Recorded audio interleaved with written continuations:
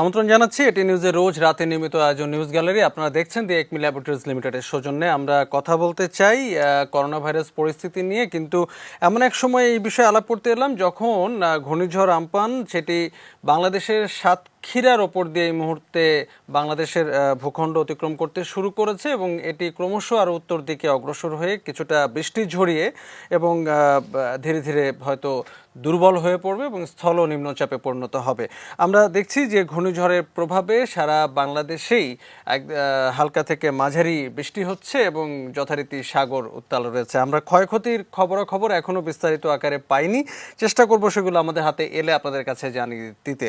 আমরা একটু corona virus নিয়ে আজকে একটু আলাপ শুরু করি। আমরা কথা বলবো একজন চিকিৎসক যারা করোনা ভাইরাসের বিরুদ্ধে একদম সামনে থেকে লড়ছেন, অর্থাৎ সেই সম্মুখ যোদ্ধা। আমরা প্রতিদিনই চেষ্টা করি অনুষ্ঠানে অন্তত একজন চিকিৎসকের সঙ্গে আলাপ করতে। আজকে আমরা যার সঙ্গে কথা বলবো তিনি ফেনীর আব্দুল মালিক উকিল মেডিকেল কলেজ হাসপাতালের মেডিসিন বিশেষজ্ঞ ডাক্তার মোহাম্মদ রিয়াজউদ্দিন। ডাক্তার মোহাম্মদ রিয়াজউদ্দিন, আপনাকে অনেক ধন্যবাদ, আপনি আমাদের সঙ্গে আয়োজনে যুক্ত হলেন।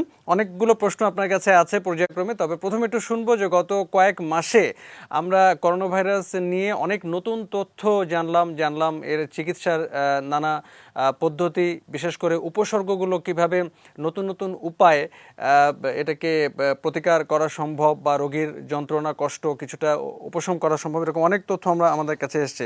তো আপনি ব্যক্তিগতভাবে করোনা ভাইরাসের এই সামগ্রিক পরিস্থিতি এই মুহূর্তে কিভাবে পর্যবেক্ষণ করছেন? ধন্যবাদ নওরোজ ইমতিয়াজ, আজকে আমাকে যুক্ত করার জন্য। আসলে করোনা পরিস্থিতি যদি বলতে হয় যে আমাদের দেশে করোনা পরিস্থিতি দিন দিন খারাপ হচ্ছে, এটা আমাকে বলতেই হবে। আপনি যেমন দেখতেই পাচ্ছেন যে আজকেও কিন্তু আমাদের প্রায় নতুন প্রায় 1617 জন নতুন রোগী কোভিড-19 পজিটিভ হয়েছে। তো আমাদের ধরে নিতে হবে যে করোনা পরিস্থিতি প্রতিদিনই বাংলাদেশের জন্য একটি ভয়ঙ্কর অবস্থা তৈরি করছে। তবে আমাদের দেশে যেটা এখন পর্যন্ত দেখা যাচ্ছে যে আমাদের দেশে মৃত্যু হার খুব বেশি না হলেও আমাদের দেশে কিন্তু আক্রান্তের সংখ্যা অনেক বেশি বলে মনে হচ্ছে। কারণ আমাদের এই টোটাল এই যে 75 দিনে আমাদের দেশে মাত্র পরীক্ষা হয়েছে কিন্তু 2 লাখের মতো, যেটা অনেক বেশি সংখ্যক আরো হওয়া উচিত ছিল। যেটা 5 থেকে 6 লাখ বা 10 বা 20 লাখ যদি হতো তাহলে আমরা কোভিড-19 এর প্রকৃত সংখ্যাটা হয়তো বুঝতে পারতাম। কিন্তু আমাদের পরীক্ষার ফ্যাসিলিটি কম থাকার কারণে, যদিও দিনে দিনে পরীক্ষার ফ্যাসিলিটি বাড়ছে, আমাদের প্রকৃত সংখ্যাটা কিন্তু আমরা জানতে পারছি না।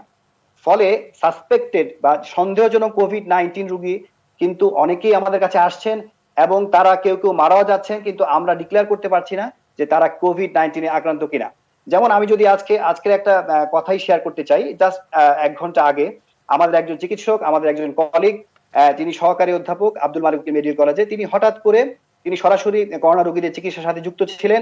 তিনি হঠাৎ করে শ্বাসকষ্ট শুরু হয় এবং তার দুপুর থেকে জ্বর ছিল এবং কিছুটা শ্বাসকষ্ট শুরু হওয়ার পরে বিকাল এবং সন্ধ্যার পরে ইফতারের পরে তার শ্বাসকষ্ট অনেক বেড়ে যায়। ফলে আমরা কিন্তু তাকে দ্রুত হাসপাতালে নিয়ে যাই। কিন্তু আমাদের যেটা আমরা সমস্যা ফিল করছি সেটা হচ্ছে দ্রুত চিকিৎসা দেওয়ার ক্ষেত্রে আমাদের চিকিৎসা ব্যবস্থাপনা এখনো ততটা তৎপর হয়ে ওঠা হয়নি।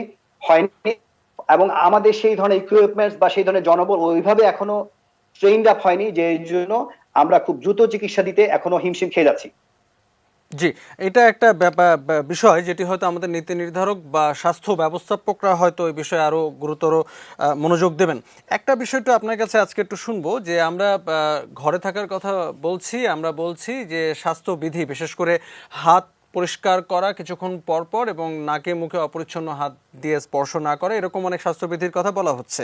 এখন লকডাউন বা ঘর থেকে জরুরি প্রয়োজন ছাড়া অনেকেই বেরোচ্ছেন না, যেমনটি সত্য, কিন্তু অনির্দিষ্টকাল কর্মহীন অবস্থায় হয়তো অনেকেই হয়তো পুরো বিষয়টি কন্টিনিউ করতে পারবেন, এমনটিও আসলে হয়তো আশা করা কঠিন। এই পর্যায়ে বিশেষজ্ঞরা বলছেন যে নিজেদের রোগ প্রতিরোধ ক্ষমতা বাড়ানোর নানা পদক্ষেপ নেওয়ার কথা। এবং এটাতেও যেহেতু এখনো টিকা আবিষ্কৃত হয়নি, প্রতিষেধক আবিষ্কৃত হয়নি, ফলে যিনি হয়তো 2-3 মাস বাড়িতে থাকলেন, নিরাপদে থাকলেন, তিনি যখনই জরুরি প্রয়োজনে বের হবেন তখনও তিনি আক্রান্ত হতে পারেন। তো ফলে এটাও নিশ্চয়তা দেয় না যে লকডাউন বা স্বাস্থ্যবিধি মেনে চললেই তিনি নিরাপদ থাকবেন। সেক্ষেত্রে যদি করোনা ভাইরাসকে সহাবস্থানে রেখে আমাদেরকে বসবাস করে যেতে হয়, আমাদের রোগ প্রতিরোধ ক্ষমতা বাড়াতেই হবে। তো আপনি কি এই প্রসঙ্গে আমাদেরকে কিছু বলতে পারেন কিনা, যেটি হয়তো এই মুহূর্তে মুহূর্তে যারা আমাদের সঙ্গে আছেন দর্শক, তারা জেনে উপকৃত হবেন? জি, এটা কিন্তু সত্য যে প্রিভেনশন করতে হবে, কারণ আপনি যেটা বলেই ফেললেন, এখনো ভ্যাকসিন আবিষ্কার হয়নি এবং এখন পর্যন্ত কিন্তু কোনো ওষুধ বা কোনো ড্রাগ 100% ইফেক্টিভ আমরা এখনো প্রমাণ করতে পারিনি করোনা ভাইরাসের চিকিৎসার জন্য। সো আমাদেরকে কিন্তু প্রিভেনশনের দিকে বেশি গুরুত্ব দিতে হবে। যেটা আপনি বললেন ঘরে থাকার ব্যাপারে, হ্যাঁ এটা বাস্তবসম্মত, একদমই বাস্তবসম্মত না যে মানুষ দীর্ঘদিন ঘরের মধ্যেই বসে থাকবে বা দৈনন্দিন কাজে বের হবে না। কারণ আমাদের পপুলেশন অনেক বেশি, জনসংখ্যা অনেক বেশি। কিছু সংখ্যক মানুষও যদি আমাদের বের হয়ে যায়, তাইলেও কিন্তু মনে হবে যে অনেক বেশি সংখ্যক মানুষ রাস্তাঘাটে বের হয়ে গেছেন। এর বাইরে অনেকেই হয়তো বিনা কারণেও বের হচ্ছেন, সেটা যেমন ঠিক। পাশাপাশি আমাদেরকে এই জিনিসটা মাথায় রাখতে হবে যে যে ফ্যামিলির মধ্যে সবচেয়ে সুস্থ যে ব্যক্তিটা, সবচেয়ে কম বয়সী বা মধ্যবয়সী যে যে ব্যক্তি সবচেয়ে সুস্থ, সে যেন প্রতিদিন বের হয়। আমাদের যে বয়োজ্যেষ্ঠ যারা আছেন, যারা কম বয়সী আছেন, তারা যেন বাসা থেকে কম বের হয়। সেক্ষেত্রে যে সুস্থ মানুষটা, তার কিন্তু রোগ প্রতিরোধ ক্ষমতা বয়স্ক মানুষের চেয়ে বেশি। যেটা আপনি বললেন যে আমরা নিজের যে রোগ প্রতিরোধ ক্ষমতা বাড়িয়ে আমরা আমাদের করোনা ভাইরাসের এগেইনস্টে বা করোনা ভাইরাসের সাথে আমাদেরকে যুদ্ধ করতে হবে, সেটা কিন্তু আমাদেরকে এটা কিন্তু অবশ্যই যুক্তিসঙ্গত একটা ব্যাপার যে পরিবারের সবচেয়ে কম বয়স সুস্থ মানুষটাই কিন্তু ডেইলি তার দৈনন্দিন কাজের জন্য বের হবে এবং সে অবশ্যই মাস্ক পরে বের হবে এবং সে বাইরে গিয়েও যত যত দ্রুত সম্ভব কাজ সেরে বাসায় আসবেন এবং বাসায় এসে মাস্কটা ফেলে দিয়ে সে কিন্তু সরাসরি তার টয়লেটে বা ওয়াশরুমে চলে যাবে এবং সেখান থেকে সে পরিষ্কার হয়ে বের হয়ে আসবেন। কারণ আমাদের দেশের যে করোনা রোগী এই পর্যন্ত প্রায় 26,000 যে রোগী, তাদের মধ্যে কিন্তু আমরা দেখতে পাচ্ছি যে ক্লাস্টার কেসগুলো বেশি, মানে একজন থেকে আরেকজনে ছড়িয়ে পড়া রোগীটা বেশি। সো আমাদের সেই দিকে গুরুত্ব দিতে হবে। পাশাপাশি আপনি যেটা বললেন রোগ প্রতিরোধ ক্ষমতা, অবশ্যই একজন সুস্থ মানুষ, স্বাভাবিক রোগ প্রতিরোধ ক্ষমতা সম্পন্ন মানুষ কিন্তু কোভিড-19 নিরাপদ থাকে। বেশিরভাগ ক্ষেত্রে দেখা যাচ্ছে যদি সুস্থ মানুষ কোভিড-19 আক্রান্ত হয়, সে দ্রুত সুস্থ হয়ে যায় কারণ তার রোগ প্রতিরোধ ক্ষমতা ভালো। পাশাপাশি যাদের রোগ প্রতিরোধ ক্ষমতা কম, তাদের কিন্তু আক্রান্ত হওয়ার সম্ভাবনা বেশি থাকে। পাশাপাশি সিভিয়ার বা ক্রিটিক্যাল রোগ হওয়ার সম্ভাবনা বেশি থাকে, যেটা মারাত্মক উপসর্গযুক্ত কোভিড-19 হওয়ার সম্ভাবনা বেশি থাকে। সো আমাদেরকে স্বাস্থ্য বিধিগুলো মেনে চলতে হবে। পাশাপাশি রোগ প্রতিরোধ ক্ষমতা বাড়ানোর জন্য আমাদের যেটা করতে হবে, সহজভাবে যদি আমি বলি, যে নিয়মিত প্রোটিনযুক্ত খাবার খেতে হবে। আমাদের প্রোটিন রিচ ফুড গুলো কিন্তু আমাদের অ্যান্টিবডি ফর্মেশনে হেল্প করে। সো আমাদের নিয়মিত আমাদের খাবারে যেমন সুষম প্রোটিন যেন থাকে, পাশাপাশি অধিক কার্বোহাইড্রেট যুক্ত খাবার বা সুগারি ফুড বা অধিক সুগার যুক্ত খাবার আমাদেরকে পরিহার করতে হবে। পাশাপাশি পাশাপাশি ভিটামিন সি, ভিটামিন ডি, ই এবং এ যুক্ত খাবার আমাদেরকে গ্রহণ করতে হবে বেশি। এখন মৌসুমী ফল অনেকগুলো আছে বাজারে, আম আছে, আনারস আছে, এইসব ফলে কিন্তু প্রচুর পরিমাণ ভিটামিন এ, ডি, ই আছে। আমরা যদি এগুলো পরিমিত পরিমাণে প্রতিদিন গ্রহণ করি, তাহলে কিন্তু স্বাভাবিকভাবে আমাদের রোগ প্রতিরোধ ক্ষমতাটা বাড়বে এবং আমাদের যদি করোনা আরেকটি আক্রান্ত হয় ভয়ঙ্কর সেক্ষেত্রে সেটা আমার বিষয় জন্য হেল্প হবে। ঘনিয়ে আসছে পরিস্থিতি, আপনি নিশ্চয়ই পর্যবেক্ষণ করেছেন। আমরা গণমাধ্যমে এ ধরনের পরিস্থিতি একটু একটু করে খবর পেতে শুরু করেছি যে গত বছর আমরা দেখেছিলাম যে ডেঙ্গু পরিস্থিতি ভয়াবহ ছিল এবং এবছরের ডেঙ্গু মৌসুমটি আসলে মাত্র শুরু হওয়ার পথে বলে কেউ কেউ বলছেন।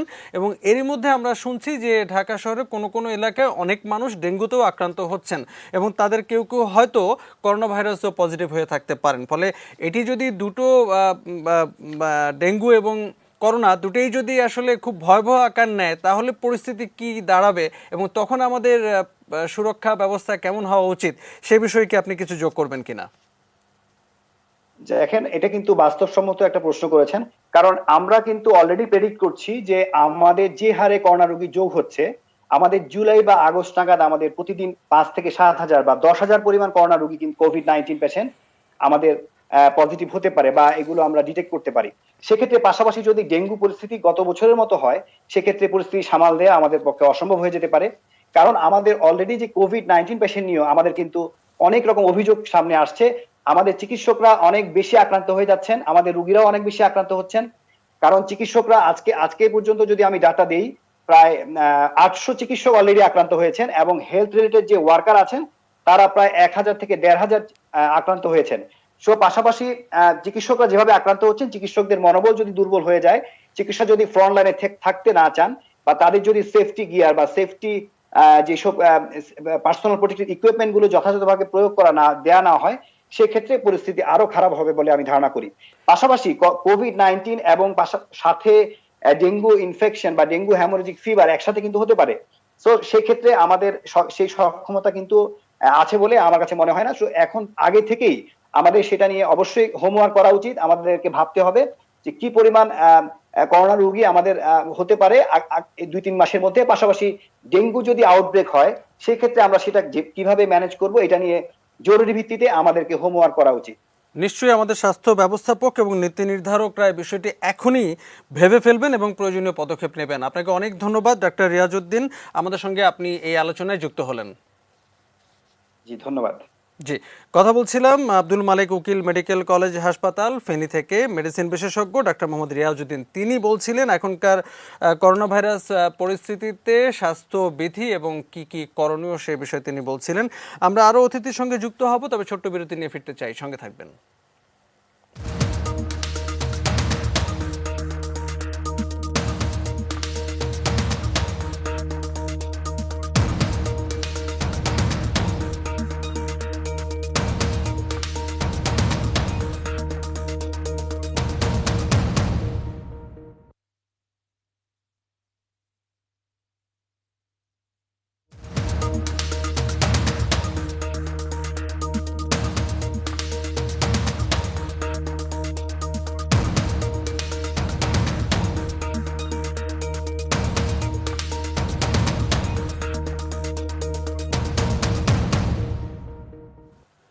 দি একমি ল্যাবরেটরিজ লিমিটেডের সৌজন্যে আপনারা দেখছেন নিউজ গ্যালারি। আমরা করোনা ভাইরাস নিয়ে কথা বলছি, আরও বলবো, তবে এই ফাঁকে আমরা একটু ঘূর্ণিঝড় আম্পান নিয়েও কথা বলতে চাই। কিছুক্ষণ আগেই বলছিলাম যে সাতক্ষীরার ওপর দিয়ে এটি বাংলাদেশের ভূখণ্ড পার হতে শুরু করেছে এই ঘূর্ণিঝড়টি, এবং এই মুহূর্তে সেটি কিন্তু রাজশাহীর ওপরে রয়েছে। আমরা এই পর্যায়ে একটু রাজশাহীতে আমাদের সহকর্মী বুলবুল হাবিবের সাথে একটু আলাপ করে নিতে চাই।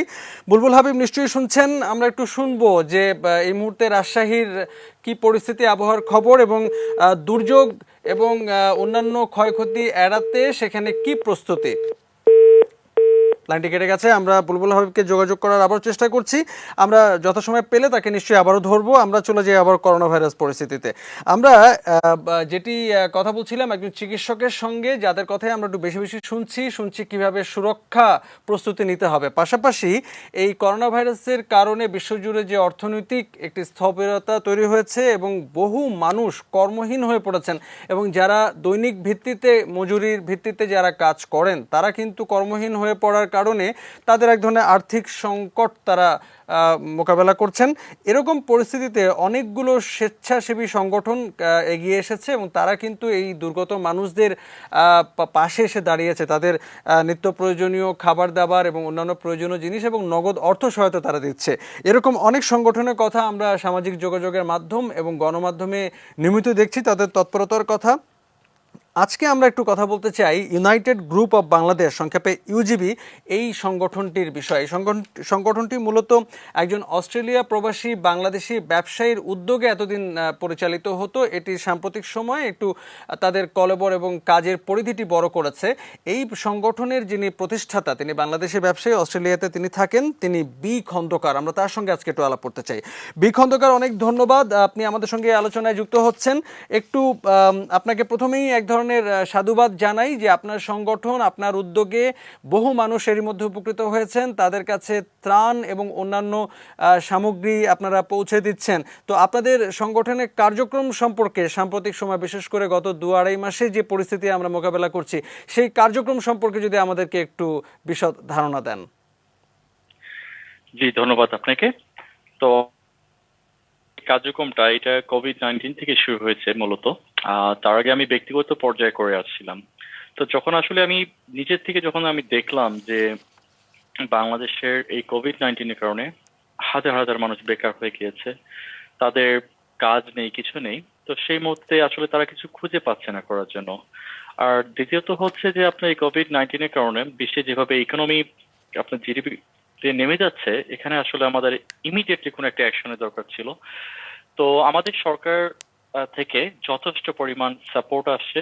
আমি বলবো যে আপনার প্রথম সারির যে দেশগুলো, তাদের থেকে কিন্তু সেই পরিমাণ সাপোর্ট পাইনি। যেমন অস্ট্রেলিয়াতে ধরেন অনেকে বলেছে এটা দিব ওটা দিব, কিন্তু অনেকে এখনো পাচ্ছে না। কিন্তু সেই ক্ষেত্রে আমাদের বাংলাদেশ সরকার খুব দ্রুত অ্যাকশনটা নিয়েছে। কিন্তু সেখানে আছে যে কিছু মানে একটা কোয়ান্টিটি আছে যেটা আপনার দেখা যাচ্ছে যে তারা ওই সাপোর্টটা পাচ্ছে না।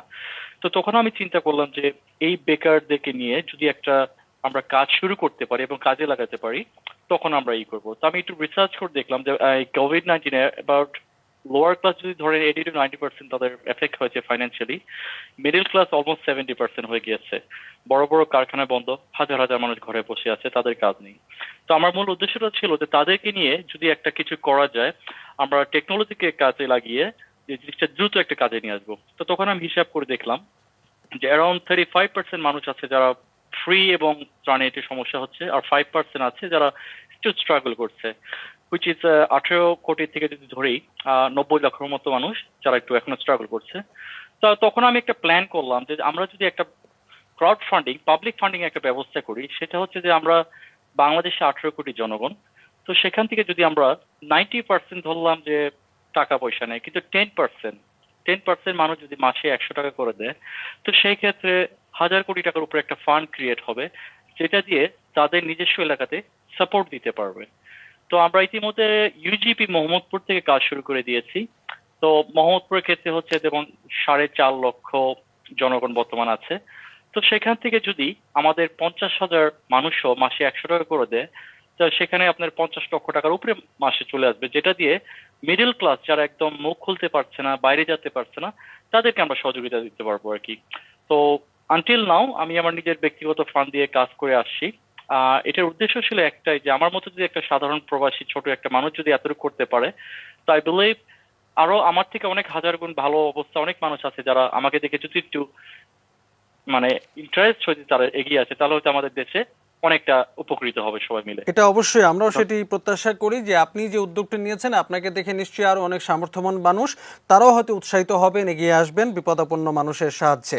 একটা বিষয়টা আমাদেরকে একটু খোলাসা করবেন, এতকাল পর্যন্ত আপনি আপনার নিজের অর্থায়ন, নিজের উদ্যোগে আপনি পুরো ব্যাপারটি পরিচালনা করেছেন। আপনি ক্রাউড ফান্ডিং অর্থাৎ বিভিন্ন মানুষের সহযোগিতা, স্বেচ্ছাসেবী এক ধরনের কন্ট্রিবিউশন আপনি আশা করছেন। তো যখন এই ধরনের ক্রাউড ফান্ডিং এর ব্যাপার হবে, তখন দুটি প্রশ্ন চলে আসে যে আপনি এই মানুষগুলোকে কিভাবে উৎসাহিত করবেন যে এই কার্যক্রমে অংশ নিতে, এক, আর দ্বিতীয়ত এই মানুষগুলোকে অংশগ্রহণ করার পরে তখন পুরো কার্যক্রমে এক ধরনের স্বচ্ছতা নিশ্চিত করার একটা প্রয়োজনীয়তা চলে আসবে। নিশ্চয়ই আপনি বিষয়গুলো ভেবেছেন, একটু আমাদেরকে ধারণা দেবেন যে আপনার পরিকল্পনাটা কি? জি অবশ্যই। প্রথমত যে ফান্ডিং এর যে উদাহরণটা, সেটা হচ্ছে আমি নিজে, যে আমি এই পর্যন্ত আমার নিজের পকেট থেকে টাকাগুলো খরচ করে আমি কার্যক্রম চালাচ্ছি, এর জন্যই জিনিসটা দেখানোর জন্য যে জিনিসটা এইভাবে হবে। আর দ্বিতীয়ত আমরা সম্পূর্ণ টেকনোলজিকে ব্যবহার করব। আমাদের একটি অ্যাপ তৈরি হবে যার নাম হবে মা ইউজিবি। তো আপনি যখন আমাদের এই ক্রাউড ফান্ডিং এ মানুষজন টাকা দেওয়া শুরু করবে, তো এখানে লাইভ আপডেট হতে থাকবে, মানুষজন সবাই দেখতে পারবে যে এখানে কি হচ্ছে। প্লাস এখান থেকে যখন আমরা এক্সপেন্স করব, তারা সেটাও দেখতে পারছে। তো এখানে আসলে আমাদের মানে ফান্ডিংটা আমাদের কাছে আসবে না, এটা বরঞ্চ আমাদের সরকারের কাছেই থাকবে। তো আমাদের মূল উদ্দেশ্য হচ্ছে যে আমাদের সরকার আমাদেরকে যথেষ্ট পরিমাণ সাপোর্ট দিচ্ছে, তো আমরা ইউজিবি সারা বাংলাদেশের জনগণকে একত্রিত করে আমরা একসাথে সরকারের সাথে কাজ করে যেতে চাই। আপনি যে উদ্যোগটির কথা বলছিলেন, সেই রকম অনেকগুলো উদ্যোগ কিন্তু এরই মধ্যে আমরা দেখছি যে তারা কাজ করছে এবং তাদের পরিধিও হয়তো একটা পর্যায়ে গিয়ে পৌঁছেছে। তো এরকম আসলে অনেকগুলো উদ্যোগ বিক্ষিপ্ত বা বিচ্ছিন্নভাবে কাজ করাচ্ছে, সবগুলো উদ্যোগ একসঙ্গে কাজ করলে কি এটি আরো শক্তিশালী বা আরো বেশি কার্যকর হতো কিনা? জি অবশ্যই অবশ্যই। কারণটা হচ্ছে যে আমি বলবো যে বাংলাদেশে অনেক ছোটখাটো যেসব সংগঠন আছে, তারা দেখা যাচ্ছে যে তাদের ফান্ডিংটা আসলে ডিপেন্ড করে একটা ব্যবসায়ীর উপরে বা অনেক কিছুর উপরে। কিন্তু আমার যেটা, সেটা হচ্ছে যে এখন এই মুহূর্তে বেশিরভাগ যারা ডোনেট করতো, তাদের কিন্তু সেই অবস্থাটি আর নেই। তাদের মোটামুটি আমি যেটা বলবো 90% যারা ডোনর ছিলেন তারা কিন্তু স্টপ করে দিয়েছে, কারণ তাদের নিজের অবস্থাই ভালো না। তো সেই ক্ষেত্রে আমি যেটা প্ল্যান করেছি যে পাবলিক ফান্ডে যেটা হবে আর কি। তো আমি বলবো যে বাংলাদেশের যত ছোট ছোট সংগঠন আছে তারা আমাদের পাশে এগিয়ে আসুক, আমরা সবাই মিলে একত্র হয়ে কাজ করব এটা। জি, আপনাকে অনেক ধন্যবাদ বি খন্দকার। আপনি যে উদ্যোগটি নিয়েছেন সেই উদ্যোগটি অবশ্যই সফলতার মুখ দেখুক এবং আপনাকে দেখে নিশ্চয়ই অনেক মানুষ এই কাজে নিশ্চয়ই এগিয়ে আসবে এবং এই পুরো ব্যাপারটি হয়তো আরো বেশি মাত্রা পাবে। আমরা হয়তো অনেক মানুষকে উপকৃত হতে দেখবো। আপনাকে অনেক ধন্যবাদ, আপনি আমাদের সঙ্গে আলোচনায় যুক্ত হলেন। আপনাকে অনেক ধন্যবাদ। আমরা কথা বলছিলাম একজন চিকিৎসক এবং একজন স্বেচ্ছাসেবক সংগঠনের প্রধানের সঙ্গে। আমরা এ পর্যায়ে একটু অন্য বিষয়ে যেতে চাই, তবে করোনা ভাইরাস পরিস্থিতিতেই থাকছে। আমরা জানি না করোনা ভাইরাসের কারণে মানুষকে বলা হচ্ছে ঘরে থাকতে এবং তার নিত্য প্রয়োজনীয় জিনিসগুলো তারা চাইলে ই কমার্সের মাধ্যমে অনলাইনে অর্ডার দিয়ে তারা ঘরে বসেই যেন পেতে পারেন, এই বিষয়টি উৎসাহিত করা হচ্ছে। এবং গত 2 মাসেরও বেশি সময় ধরে বাংলাদেশে, বিশ্বজুড়ে তো বটেই, বাংলাদেশের যে পরিস্থিতি তাতে ই কমার্স বা ঘরে বসে কেনাকাটার হার বা পরিমাণটাও হয়তো কিছুটা বেড়েছে। অনেকেই নিত্য প্রয়োজনীয় জিনিস নিজে ঘরে বসে অর্ডার করে কিনে নিচ্ছেন। তো ই কমার্সের এই ব্যবসা কেমন হচ্ছে এই বিষয়টি আমরা এখন একটু আলাপ করতে চাই। এমন একজন মানুষ, এসএসএল ওয়্যারলেস বলে একটি প্রতিষ্ঠান, যারা অনেক বছর ধরে বাংলাদেশে এই ই কমার্স নিয়ে কাজ করছে, বিশেষ করে যারা অনলাইনে পেমেন্ট লেনদেন এই বিষয়গুলো নিয়ে তারা কাজ করছে এবং এই ক্ষেত্রে তাদের একটু উল্লেখযোগ্য কিছু সাফল্য বা ভূমিকা রয়েছে। এই প্রতিষ্ঠানটির একজন পরিচালক এবং chief operating officer Ashis Chakraborty, তিনি আমাদের সঙ্গে আছেন। আমরা তার সঙ্গে একটু আলাপ করতে চাই। আশিস চক্রবর্তী, আপনাকে অনেক ধন্যবাদ। আপনাকে আমরা এই আলোচনায় পেলাম। নিশ্চয়ই আপনি করোনা ভাইরাসের এই সংকটের মুহূর্তে আপনি নিরাপদে আছেন, ভালো আছেন। আপনার কাছে একটু শুনতে চাই যে বিষয়টি আমরা বলছিলাম যে করোনা ভাইরাসের কারণে ই কমার্সের জন্য হয়তো একটা নতুন সম্ভাবনা তৈরি হচ্ছে, যেখানে বাংলাদেশে অন্যান্য অর্থনৈতিক সেক্টরগুলো হয়তো কিছুটা ঝুঁকির মুখে, বিপদের মুখে রয়েছে, কর্মহীন অবস্থায় রয়েছে। তো ই কমার্সের কি অবস্থা সেটা একটু শুনবো, এর পর্যায়ে আপনার কাছে আরও শুনবো যে লেনদেনের কি অবস্থা, আমাদের কি কি নতুন সম্ভাবনা তৈরি হচ্ছে, কি কি ঝুঁকি। তো পরিস্থিতি একটু আপনার কাছে বিস্তারিত শুনি। ধন্যবাদ আপনাকে। আসলে বাংলাদেশের যে পরিস্থিতি এখন বর্তমানে যাচ্ছে, যেভাবে আমরা এই কঠিন সময়ের ভিতর দিয়ে যাচ্ছি, সেখানে আসলে আমাদের ই কমার্স একটা বড় ভূমিকা আছে, ই কমার্সের একটা বড় জায়গা আছে এখানে কাজের। তো প্রথমে যে জায়গাটা দিয়ে শুরু করতে চাই, আসলে ই কমার্সের শুধুমাত্র যে পণ্য কেনা বেচা হচ্ছে বা পণ্যর ব্যাপারটা আছে সেরকম না, এখানে প্রচুর সেবা বা ডিজিটাল সার্ভিসও কেনা বেচা হয়। যেমন আপনি যদি চিন্তা করেন, আপনার এয়ারলাইন্সের যেসব লোকাল এয়ারলাইন্স গুলো আছে সেগুলোর যে টিকিট আমরা অনলাইনে কিনতে পারি, আমাদের বিভিন্ন ধরনের ট্রাভেল ট্যুরিজমের বিভিন্ন এই সময়টাতে, ঈদের এই সময়টাতে ছুটিতে মানুষ বিভিন্ন জায়গায় যায়, তো সেখানের বিভিন্ন ধরনের কেনা বেচা হয়, টিকিট সহ হোটেল এবং অন্যান্য অনেক কিছু। সো এই কোভিড সিচুয়েশনে সবচেয়ে বড় ইম্প্যাক্ট হচ্ছে এই ট্রাভেল ট্যুরিজম ইন্ডাস্ট্রিতে। সো এইটার অবস্থা খুবই শোচনীয়। এখানে কোনো ধরেন এয়ারলাইন্স গুলার টিকিট বিক্রি থেকে ধরে বিভিন্ন যেসব হোটেল বুকিং বা অন্যান্য যেসব আছে সবগুলোতে চরমভাবে আমরা বলবো যে আমরা এখন বিপদকালীন সময় দিয়ে যাচ্ছি। আমাদের একটা সার্ভাইভ করতে এই জায়গাটাতে অনেক কষ্ট হচ্ছে। কিন্তু এটা হচ্ছে এটার নেগেটিভ পার্ট। কিন্তু পজিটিভ পার্ট যেটা হচ্ছে, আমাদের দেশে এখন ঔষধ, নিত্য প্রয়োজনীয় সামগ্রী, মেনলি গ্রোসারি আইটেম সহ অন্যান্য যেসব সেবাগুলো আছে বা প্রোডাক্ট পণ্যগুলো আছে, সেগুলা কিন্তু এখন অনলাইনে কেনা বেচার হারটা অনেক গুণ বেড়ে গেছে। এর পিছনে দুটো রিজন আছে। একটা রিজন আমি প্রথমেই, এই যেহেতু সুযোগ পেয়েছি সেহেতু আমি বলতে চাই যে এখানে একটা সরকারের একটা বিশাল ভূমিকা আছে। এই সিচুয়েশনটা শুরু হওয়ার সাথে সাথে আমি যেহেতু ই কমার্স অ্যাসোসিয়েশন বা ই ক্যাব যাকে আমরা বলি, ই ক্যাবের একজন পরিচালক, সো আমরা ই ক্যাবের তরফ থেকে প্রথমেই সরকারের কাছে আবেদন করি যে এই কঠিন সময়ে আমাদেরকে যদি মানুষকে ঘরে রাখতে হয়, তাহলে তাদের বাজার সহ, ওষুধ সহ নিত্য প্রয়োজনীয় সামগ্রীগুলো ঘরে পৌঁছানো দরকার। তো সরকার সেটা খুব পজিটিভলি নেয় এবং আমাদেরকে স্পেশাল একটা পারমিশনের ব্যবস্থা করে দেয়, যে পারমিশনের কারণে আমাদের যারা ডেলিভারি ম্যানরা আছে, এই কঠিন সময়েও ডেলিভারি ম্যানরা কিন্তু তাদের মানুষের বাসায় বাসায় তাদের নিত্য প্রয়োজনীয় দ্রব্যাদিগুলো পৌঁছে দিতে পারছে। এবং শুধু তাই না, আমরা যখন দেখলাম যে এই যে নিত্য প্রয়োজনীয় দ্রব্যাদিগুলো ট্রাকে করে বা বিভিন্ন দেশের প্রত্যন্ত অঞ্চল থেকে ঢাকা শহরে আসছে, যেমন সবজি, যেমন ফল বা যেমন ধরেন চাল ডাল এগুলো, তো এগুলো যখন আনলোড করার একটা বিষয় থাকে বা ট্রাকে যখন আসে, সেই জিনিসগুলোও আমরা যখন দেখলাম যে সরকার এই জায়গাগুলোতেও অনেক মানে পুলিশ সহ অন্যান্য সমস্ত আইন শৃঙ্খলা প্রয়োগকারী সংস্থাকে একটা নির্দেশ জারি করে যে এই ধরনের নিত্য প্রয়োজনীয় সেবা যেখানে ই কমার্সে বিক্রি হচ্ছে, তাদের যে পণ্য সেবাগুলো আসবে সেগুলো যেন প্রতিমধ্যে রাস্তায় কোনো বাধাপ্রাপ্ত না হয় এবং তাদেরকে যেন প্রপার ওয়েতে মাল আনলোড করে সেগুলাকে তাদের ইনভেন্টরিতে নিয়ে যাওয়া, তাদের গোডাউনে পৌঁছে দেওয়া এবং সেগুলো পরিবহনের ব্যবস্থাগুলোকে যেন স্মুথ করা হয়। এবং আমাদের ই কমার্স অ্যাসোসিয়েশন থেকে আমরা একটা স্টিকারের ব্যবস্থা করে দিলাম। যতগুলো পণ্যবাহী গাড়ি আছে সবগুলোতে একটা করে স্টিকার আছে যেগুলো নিত্য প্রয়োজনীয় দ্রব্যাদি নিয়ে যাচ্ছে। এবং নিকটস্থ পুলিশ এবং নিকটস্থ যে থানারা আছে ওনারা আমাদেরকে এতটাই কোঅপারেট করেছে এবং এতটাই ওনারা আমাদেরকে সাপোর্ট করেছে, যার ফলে আমরা কিন্তু এই পরিস্থিতিতেও আমাদের ডেলিভারিগুলো সচল রাখতে পেরেছি এবং আমরা মানুষের ঘরে পণ্য পৌঁছে দিতে পারছি। আর পেমেন্টের দিক থেকে যদি বলি, পেমেন্টের একটা বড় পরিবর্তন আমরা দেখতে পাচ্ছি। মানুষ আগে আপনার অনলাইনে কেনাকাটা করলেও সেই কেনাকাটা কোনো সময় কিন্তু আপনার বিভিন্ন জিনিসের ভিতর দিয়ে যায়। সো এখানে এই একটা জিনিস এখানে খুবই ইম্পর্টেন্ট, যে এই যে পণ্য কেনা বেচা হচ্ছে এগুলো কিন্তু সেটা ক্যাশ অন ডেলিভারিতে হতো আগে।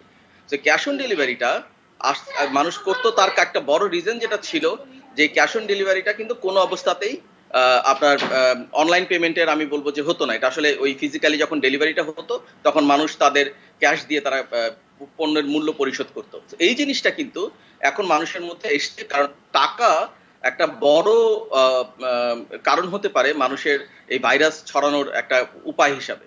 সো এটা মানুষ এখন বুঝতে পারছে এবং মানুষ কিন্তু অনলাইনে পেমেন্টও করছে এবং অনলাইনে পেমেন্টের মাধ্যমে পণ্যগুলো নিয়ে আসতেছে। অনলাইনে পেমেন্টের ক্ষেত্রে একটু আমরা মাঝখানে একটু আপনাকে জিজ্ঞেস করে নেই যে অনলাইন পেমেন্টের ক্ষেত্রে আমরা গ্রাহক এবং ক্রেতা বিক্রেতা সব পক্ষের কাছ থেকে এক ধরনের অভিযোগ শুনে এসেছি যে অনলাইন পেমেন্টের ক্ষেত্রে বাড়তি কিছু চার্জ দিতে হয়, সেটা ক্রেতাকেও বহন করতে হয় বা বিক্রেতাকেও বহন করতে হয়। এই কারণেও অনেকে নিরুৎসাহিত হতেন। তো করোনা ভাইরাসের এই পরিস্থিতির কারণে কি সেই অভিযোগ কি এখনো আছে কিনা, নাকি মানুষ এগুলোকে মেনে নিয়েই তারা লেনদেন করছেন? এখন একটা জিনিস কিন্তু সত্য, যে কোনো আপনি টেকনোলজি যখন ইউজ করবেন বা যখন আপনি একটা টেকনোলজির ভিতর দিয়ে ডিজিটালি লেনদেন গুলা করবেন, তখন কিন্তু এই টেকনোলজির সাথে যারা সংশ্লিষ্ট একেবারে টপ টু বটম প্রত্যেকেরই কিন্তু একটা খরচ আছে। এই খরচটা কিন্তু আসলে কোনো নির্দিষ্ট কোম্পানির না, এই খরচটা হচ্ছে পুরো ইকোসিস্টেমের। যেমন আমি যদি একটা এক্সাম্পলের জন্য বলছি, ধরেন আপনি যদি ধরেন ভিসা কার্ড দিয়ে কিনছেন অথবা মাস্টার কার্ড দিয়ে কিনছেন অথবা বিকাশ থেকে কিনছেন, সো আপনি যখন এই পেমেন্টটা করছেন, এই যে এই ইকোসিস্টেমে যে যারা প্লেয়াররা আছে, যারা টেকনোলজি সাপোর্ট দিচ্ছে, যারা ধরেন আপনার এই ব্যাংকরা আছে বা অন্যান্য যারা যারা আছে, এরা কিন্তু সবাই এই খরচটা বহন করে। তো এই খরচের ভিতরে আছে, তো এই খরচগুলো যোগ করেই কিন্তু আসলে ওই চার্জেসটা হয়। কারণ আদারওয়াইজ তো আসলে মানে শেষ পর্যন্ত কিন্তু সমস্ত কিছুই আসলে একটা ব্যবসা, এবং সেই ব্যবসাটা আমরা কতটুকু মানে কম খরচে করতে পারি সেটাই হচ্ছে আমাদের মানে আমাদের মেইন জায়গা। তো আমরা যেটা করেছি, আমরা গ্রোসারি সহ অন্যান্য জায়গাগুলো যারা ডেলিভারি যারা সার্ভিস দিচ্ছে সেই সব জায়গায় কিন্তু চার্জটা আমরা এখন যথেষ্ট কম আছে, যথেষ্ট কম করেই আমরা চেষ্টা করছি এটাকে করার জন্য। আরেকটা জিনিস আপনাকে চিন্তা করতে হবে, আপনি যখন ক্যাশেও পেমেন্ট করেন তখন কিন্তু আপনার এই ক্যাশ পেমেন্টের ক্ষেত্রেও কিন্তু আপনার বেশ কিছু কস্ট আছে। যেমন আপনি ক্যাশটা কোথা থেকে আনবেন, আপনি তো নিশ্চয়ই কোনো একটা এটিএম বুথে যাচ্ছেন অথবা কোনো ব্যাংক থেকে উত্তোলন করছেন টাকাটা, সেখানে আপনার রিস্ক আছে, কস্ট আছে, সবই কিন্তু এখানে ইনভলভ। সো এই জায়গাগুলো যখন আমরা সেভ করছি, এবং যারা বিক্রেতা যারা ছিলেন ই কমার্সের বিক্রেতা, তারা যখন ক্যাশটা কালেক্ট করে ডেলিভারি ম্যান থেকে আনতো, ডেলিভারি ম্যানদেরও কিন্তু এই ক্যাশ এই যে সিওডির এগেনস্ট একটা চার্জ দিতে হয়। এটা কিন্তু ফ্রি না, এটা কিন্তু একটা চার্জের মাধ্যমে আসে। সো ওই ধরনের জায়গাটা যদি চিন্তা করি, আমরা বলবো যে এটা এখন সহনীয় পর্যায়ে আছে এবং এটাতে আরো আমি বলবো যে এখানে আরো অফারও চলছে। ধরেন অনেকগুলা ই কমার্স সাইট আপনি দেখবেন, তারা কিন্তু বিভিন্ন ধরনের ক্যাশ অন ডেলিভারি দিচ্ছে, বিভিন্ন ধরনের অফার দিচ্ছে, বিভিন্ন ধরনের সার্ভিস দিচ্ছে। আমার কাছে মনে হয় যে এগুলোও একটা ইম্পর্টেন্ট একটা জায়গা যেখানে আমার মনে হয় যে আস্তে আস্তে গ্রো করছে। আমরা আপনার কাছ থেকে এই সুযোগে আরেকটা তথ্যও জানতে চাই, একটা পরিসংখ্যান, যে করোনা ভাইরাসের এই লকডাউন পরিস্থিতি শুরু হবার আগে বাংলাদেশে মাসে বা সপ্তাহে বা বছরে সামগ্রিক অনলাইন লেনদেনের পরিমাণ কেমন ছিল, আর এখন আপনি কেমন দেখছেন?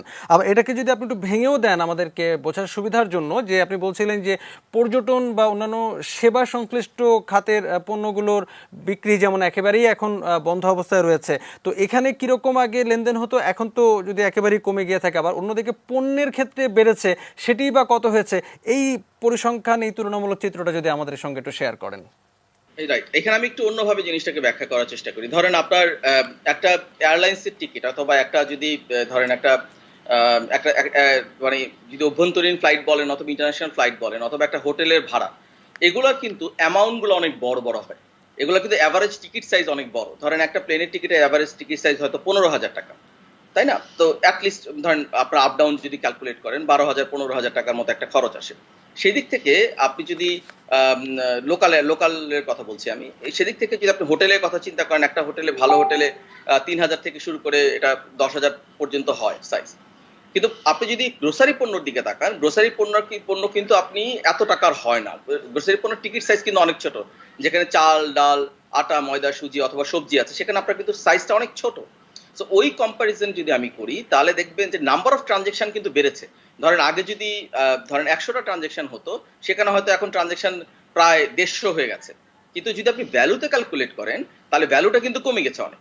সো আমরা বলবো যে টোটাল ইন্ডাস্ট্রির যে ই কমার্সের যে ট্রানজেকশন ভ্যালু, সেটা ধরেন আগের চেয়ে প্রায় 50% ডাউন হয়েছে, কিন্তু গ্রো করেছে নাম্বার অফ ট্রানজেকশন, যেটা একদিক থেকে পজিটিভ সাইন। কিন্তু কেন পজিটিভ সাইন?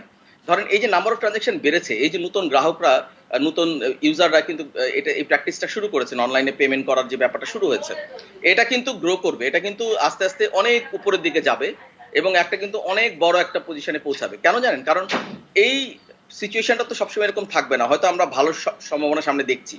যখন আপনার এয়ারলাইন্স গুলা ফিরে আসবে, হোটেল গুলা ফিরে আসবে, তখন কিন্তু নাম্বার অফ ট্রানজাকশন টোটালি অনেক বড় হয়ে যাবে। তো আমরা মনে করি একটা পজিটিভ সাইন এবং এটা পজিটিভলি আগাবে। অনেক প্রশ্ন রয়েছে আপনার কাছে, কিন্তু আমরা সময় অত বেশি পাবো না।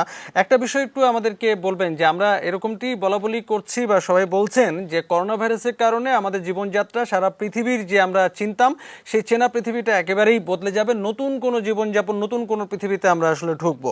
তো করোনা পরবর্তী যে নতুন বাস্তবতা, নতুন পরিস্থিতিতে বাংলাদেশের ই কমার্স, কেনাকাটার প্রবণতা, শপিংয়ে যাবার প্রবণতা, এটি আসলে কোথায় যেতে পারে বলে আপনি অনেক বছর ধরে এই সেক্টরের সঙ্গে কাজ করছেন, আপনার পর্যবেক্ষণ?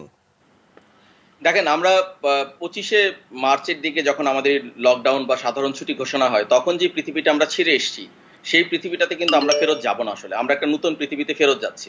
কারণ ওই পৃথিবীতে যখন একজন আরেকজনের সাথে দেখা হতো, করমর্দন করতো, তাদের সাথে হয়তো একসাথে বসে চা কফি খেত, একসাথে মিটিং করতো একটা বোর্ডরুমে বসে বা অফিসিয়াল যদি চিন্তা করেন, এখন কিন্তু সবাই সবার থেকে ডিস্টেন্স রাখছে। আমার পাশে যিনি বসতেন তিনি আমার পাশে এখন আর বসবেন না, তাকে একটু দূরে বসতে হবে, because of the social distance আমাদেরকে মেনটেন করতে হবে।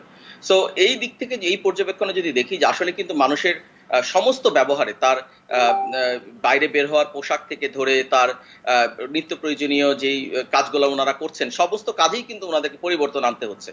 সেই ক্ষেত্রে শপিংও একটা বিশাল জায়গা যেখানে আসলে আমরা ডিজিটালি শপিংটাকে আমরা উৎসাহিত করতে হবে। আমাদেরকে প্রয়োজনে আমি বলবো যে আমাদেরকে সরকারের তরফ থেকে ডিজিটাল ট্রানজেকশন, ডিজিটালি কেনাকাটাতে প্রণোদনা বা এই ধরনের কিছু ট্যাক্স বেনিফিট বা প্রণোদনা এই ধরনের কিছু দিতে হবে। কারণ মানুষ কিন্তু এখন ওই ভিড়ের ভিতরে গিয়ে ট্রান্সপোর্ট ইউজ করে আপনাকে ওই শপিং মলে গিয়ে শপিং করাটা মানে উৎসাহিত করা যাবে না। যদিও এখন আমরা দেখতে পাচ্ছি হয়তো টেলিভিশনের খবরে যেরকম অনেকে কেনাকাটা করছেন, বাট আমরা চেষ্টা করতে হবে আমাদেরকে যে এটাকে নিরুৎসাহিত করা, এবং আমাদেরকে চেষ্টা করতে হবে পুরোটাকে অনলাইনে কিভাবে শিফট করা যায়। তো এই জায়গাতে আমি মনে করি যে সবারই একটা ভূমিকা আছে। আমরা যারা অনলাইনে কাজ করছি তাদের যেমন ভূমিকা আছে, আপনাদের ভূমিকা আছে, সরকারের ভূমিকা আছে। সো আমাদেরকে চিন্তা করতে হবে যে আমাদের ভবিষ্যৎ সময়টাতে অ্যাটলিস্ট যতদিন পর্যন্ত এই ভ্যাকসিন এবং আমাদের এই সিচুয়েশনটা ইমপ্রুভ না হয়, ততদিন পর্যন্ত আমরা যেন ঘরে বসেই আমাদের সমস্ত কেনাকাটাগুলোকে করতে পারি। যেমন এখন কিন্তু দেখেন সরকারি যেসব সেবাগুলো আছে সেগুলো কিন্তু ক্রমান্বয়ে অনলাইনে চলে আসছে। আপনি ইলেকট্রিসিটি বিলের কথা বলেন, গ্যাস বিলের কথা বলেন, অথবা সরকারের যেসব খরচ আমাদেরকে দিতে হয়, সার্ভিসগুলো আমরা ফিগুলো দিই, সেগুলো অনলাইনে কিন্তু আমরা দিতে পারি এখন। সো আমাদেরকে এই প্র্যাকটিসগুলো আরো বেশি করতে হবে। প্রয়োজনে কোনো ক্ষেত্রে আমাদেরকে বাধ্য করতে হবে। ধরেন আমাদেরকে যদি বাধ্য করা হয় যে আমাদের এই সরকারি যে ধরেন ইলেকট্রিসিটি বিল অবশ্যই বাসায় বসেই দিতে হবে বা অনলাইনে দিতে হবে, আমাকে ওই ব্যাংকে যাওয়া যাবে না, এই ধরনের যদি আমাদেরকে মানে বাধ্য করা হয়, আমি সেটাতে কোনো নেগেটিভ দেখি না, বরং এই বাধ্য করার মাধ্যমে আসলে কিন্তু আমাকে উপকার করছে, আমাকে এই বিপদ থেকে রক্ষা করছে। কিছুক্ষণ আগে বলছিলেন যে করোনা ভাইরাসের এই পরিস্থিতি শুরু হবার পরে ই কমার্সের ক্ষেত্রে সরকার যথেষ্ট সহযোগিতা করেছে এবং প্রয়োজনীয় অনেক পদক্ষেপ নিয়েছে। এই পরিস্থিতিতে আমরা যেখানে দাঁড়িয়ে আছি, ঠিক যে মুহূর্তটাতে, সেখানে দাঁড়িয়ে আপনার কাছে কি মনে হয় যে সরকারের তরফ থেকে এখনই কোনো ধরনের নীতি সহায়তা প্রয়োজন? অবশ্যই আপনাকে চিন্তা করতে হবে। দেখেন, আমরা এবার একটু আমি ইন্ডাস্ট্রির দিকে তাকাই। এই যে ধরেন আমাদের যে ই কমার্স ইন্ডাস্ট্রিতে যারা আছেন তাদের মধ্যে বেশিরভাগই কিন্তু ক্ষুদ্র উদ্যোক্তা, এবং আমি যদি বলি ধরেন তাদের 90% ক্ষুদ্র উদ্যোক্তা, 10% হচ্ছে আপনার যারা বড় উদ্যোক্তা। সেই যে ক্ষুদ্র উদ্যোক্তারা ব্যবসাটা এখন করছেন, তারা কিন্তু তাদের যে ফাইন্যান্সিয়াল ক্যাপাবিলিটি বা এটা কিন্তু আস্তে আস্তে কমে গেছে। কারণ বিকজ আপনি তো বুঝতে পারছেন যে এখানে আসলে তাদেরকে এখন যেই পরিস্থিতিতে তাদের ব্যবসা করতে হচ্ছে, তাদের যে ভলিউমটা বাড়ছে হয়তো, কিন্তু নাম্বার অফ ট্রানজাকশন তো কমে যাচ্ছে, মানে ভ্যালুতে কমে যাচ্ছে। সো ওই জায়গায় চিন্তা করে তাদের কিন্তু এখন তাদের অফিস পরিচালনা করা বা অন্যান্য জায়গায় কিন্তু তাদের অনেক সহায়তা দরকার। সো এইখানে আপনি যদি খেয়াল করে দেখেন, একজন যদি একটা লোনের অ্যাপ্লাই করে, সেই লোন যদি তাকে পেতে হয় তাকে কিন্তু কোলেটারাল রাখতে হয় বা জামানত রাখতে হয়। জামানতবিহীন লোন হয় না, বা আমরা ইন্ডাস্ট্রিতে পাই না। সো এইখানে যে পলিসিগুলো আছে, জামানতবিহীন লোন, আমার কম ইন্টারেস্টের লোন সহ অন্যান্য যেসব সার্ভিসগুলো আমার মনে হয় সরকার এখন দিতে পারে, যাতে আমাদের মতো যারা ক্ষুদ্র উদ্যোক্তা আছে, আমাদের ইন্ডাস্ট্রি যারা ক্ষুদ্র উদ্যোক্তারা আছে, তারা যেন এনকারেজ হয় এবং তারা যেন তাদের খরচটাকে পরিচালনা করতে পারে। তো সেই ক্ষেত্রে আমার মনে হয় সরকারের এই যে পলিসিগুলো আছে, বাংলাদেশ ব্যাংক সহ অন্যান্য যারা রেগুলেটর আছেন, তাদেরকে অনেক বেশি নতুন পলিসির দিকে শিফট হতে হবে। কারণ আমাদের সমস্ত পলিসি তৈরি করা হয়েছিল যখন আমরা স্বাভাবিক অবস্থায় ছিলাম। অস্বাভাবিক পরিস্থিতিতে কিন্তু আমাদের সমস্ত কিছুই চেঞ্জ করতে হবে, নিশ্চয়ই। আমাদেরকে নতুন ভাবে গুছাতে হবে সবকিছু। নিশ্চয়ই। আশিস চক্রবর্তী, আপনি চমৎকার বললেন এবং বেশ কয়েকটি ভালো পয়েন্ট আমাদেরকে জানালেন। আমরা আজকে আলোচনা যেহেতু সময় নেই, আজকে আর শুনতে পারলাম না, আরেকদিন নিশ্চয়ই আপনার কাছে এই পয়েন্টগুলো নিয়ে শুনবো যে আরও কি কি করবার রয়েছে। এই করোনা ভাইরাসের সংকটময় মুহূর্তে আমরা সবাই ভালো থাকবার চেষ্টা করি, আপনি নিশ্চয়ই ভালো থাকবেন। আমরা আরেকদিন আপনার সঙ্গে অবশ্যই আর একটু সময় নিয়ে কথা বলবো। অনেক ধন্যবাদ আজকে আলোচনায় আপনি যুক্ত হলেন। আপনাকেও ধন্যবাদ এবং দর্শককেও ধন্যবাদ, তারা এই বক্তব্যটা শুনছে বা এই সময় নিয়ে তারা দেখছে। ধন্যবাদ। জি, আমরা কথা শুনছিলাম ই কমার্স অ্যাসোসিয়েশনের একজন পরিচালক এবং এসএসএল ওয়্যারলেস বলে একটি প্রতিষ্ঠানের পরিচালক ও chief operating officer Ashis Chakraborty. তিনি বলছিলেন যে করোনা ভাইরাসের কারণে বাংলাদেশের অনেক নেতিবাচক, মন খারাপ করা অনেক খবর আমরা শুনি, কিন্তু ভালো বিষয় যেটি হচ্ছে যে ই কমার্সের যে খাতটি, সেটির মধ্যে কিছু ভালো খবরের ব্যাপার আমাদের কাছে রয়েছে, সেগুলো তিনি বলছিলেন। আমরা আরেকদিন এটা নিয়ে বিস্তারিত আলাপ করব। আজকে আলোচনা আমরা দীর্ঘায়িত করছি না, এখানেই শেষ করে দিচ্ছি।